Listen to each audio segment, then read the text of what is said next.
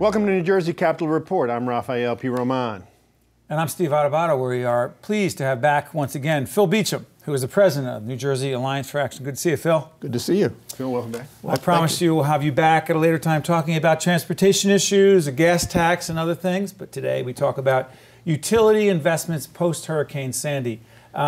First, why are utility investments so important? Well, first of all, I think you have to understand that utility companies in general invest more in construction on a consistent basis year in and year out. Everybody's impacted by utilities. Sure. You don't think about when you turn your water faucet on, water's got to come out. You flip the switch, you look for electricity. All of these things that affect everybody's day-to-day life are important to residents, and they're also important to the economy in New Jersey. Now, the Alliance, tell everyone what the Alliance for Action is and why it's so relevant to this discussion. This is the 40th year of the Alliance for Action as a nonprofit, nonpartisan membership organization. We were founded on the basis of working for infrastructure investments in New Jersey to keep the economy going. Now, Phil, you said that rightly that most people don't notice the utilities because it's just there. Right. Except, or until, something like Sandy. Superstorm Sandy. Superstorm Sandy happens. What did Superstorm Sandy reveal about the weaknesses of our utility infrastructures here in New Jersey? Well, the first thing I think it revealed is that there was a lack of communication. You know, I'm a former mayor. Most people, when the utilities go out one way or the other, the first call they make is usually to their municipal governing body. It could be the mayor, it could be the police department, it could be 911. And one of the things that we learned, I think the lesson that's been learned from Sandy, there was a lack of communication between the local officials and the utility companies as to what exactly was wrong. Now, recognizing Sandy was a massive storm, unlike we've ever seen here in the state of New Jersey before.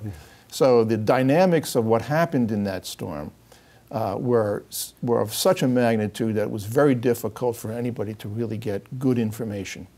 And a lot of that, hopefully, is being changed now. The utility companies have stepped up to the plate. They've created websites for residents to access. They've created liaisons to municipal governing bodies. So that communication gap was a big lesson, I think, that we all learned. Besides the communication, what were the weaknesses on the hardware? Well, you know, if you recognize that a lot of the infrastructure, utility infrastructure in New Jersey is quite old. It doesn't mean it's not good. You have cast iron pipes for gas. It needs constant maintenance. And one of the things that I think we learned with respect to this is that we need to constantly upgrade this kind of infrastructure. We had substations that were in flood zones. And by the way, to that point, PSE&G's so-called Energy Strong program will allow them to upgrade in these substations. What are the substations that were flooded? And do you, in fact, feel, to Raf's question, that PSE&G's Energy Strong program will, in fact, protect these substations? Well, Energy Strong will protect 29 of the switching substations that are operated by PSE&G. That's pretty significant.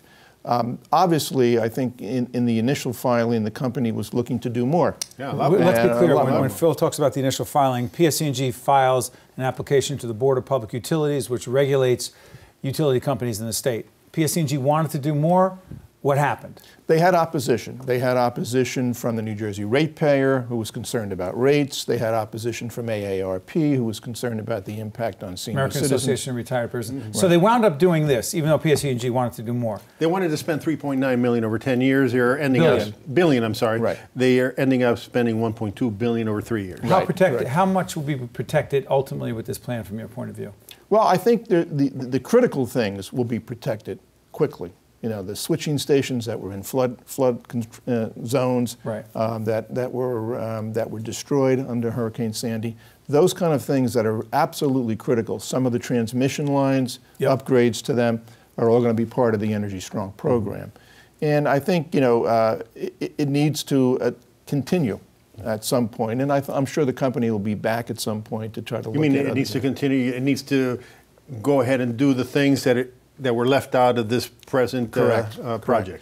And you know, this is the time to do it. What was left out, by the way, if I can interrupt? I'm sorry. Well, they had a lot of other plans that were more long-term in terms of other transmission upgrades, lines to basically replace older lines.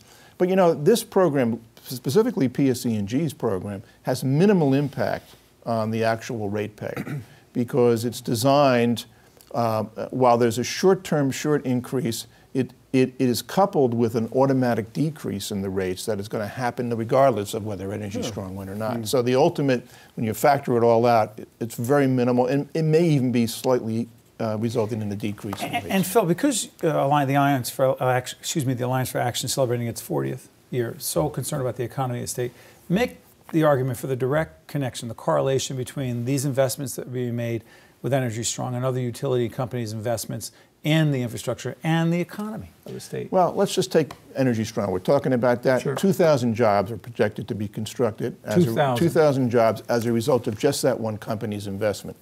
When you look at the amount of money that is paid for designing or engineering these are high salaries. They're going to result in income tax revenue to the state.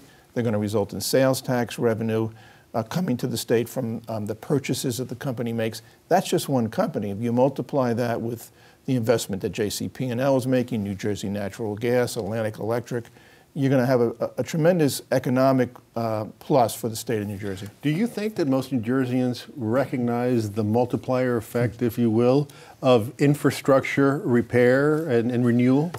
I don't think most New Jerseyans really correlate at that. You know, they're busy with their own personal lives. But I will say this, every study that's been done, there's been a recent study by the Rutgers Economic Department that shows there's a tremendous correlation in terms of economic growth and economic benefit from utility company investments. Phil, promise when you come back, we'll talk about the New Jersey Transportation Trust Fund, our favorite topic when we talk with Phil, and we'll talk about the prospect of a gas tax to fund it, okay? I'd love to do it. You got it. Rafael, Phil, thank you so much. Thank you. Steve recently spoke with Risa Lavizo-More, President and CEO of the Robert Wood Johnson Foundation.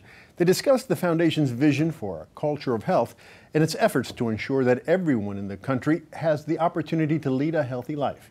Here now is their conversation.